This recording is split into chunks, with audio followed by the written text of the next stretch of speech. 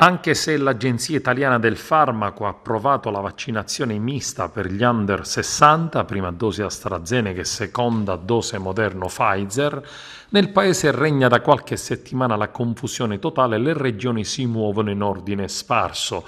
Molte delle regioni dunque non stanno seguendo le indicazioni di Figliuolo ed anche i territori non hanno una linea comune, nonostante la direttiva del ministro Speranza, si muovono in maniera autonoma creando confusione su confusione. Fortunatamente in Sicilia la macchina organizzativa procede spedita e le somministrazioni vanno avanti su tutte le fasce e categorie individuate. A questo si aggiunge la nota di AIFA che ha parlato di disinformazione ed ha ribadito che il vaccino di AstraZeneca resta autorizzato per tutta la popolazione attraverso un'intervista poi smentita rilasciata dal capo della task force sui vaccini dell'agenzia Marco Cavaleri.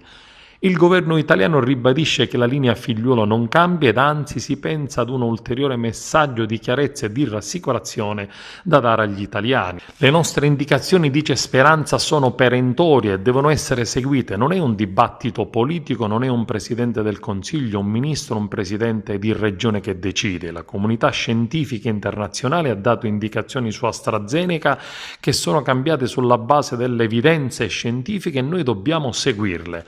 Speranza ha poi sottolineato l'importanza della zona bianca nel nostro paese, è certamente il frutto delle misure rigorose adottate e dalla campagna vaccinale che procede con numeri molto buoni, ma è necessario continuare sulla strada della prudenza e della gradualità.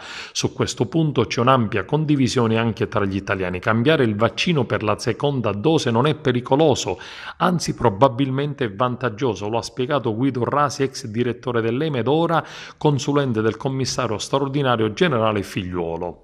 Sulla base di studi clinici pubblicati nelle ultime settimane, la Commissione tecnico-scientifica dell'AIFA, si legge, ha ritenuto, a fronte di un rilevante potenziamento della risposta anticorpale, di approvare il mix vaccinale. Nei prossimi giorni ci sarà la conferenza delle regioni nella ipotesi di arrivare ad una posizione unitaria. Per ora, dunque, ognuno va per la sua strada.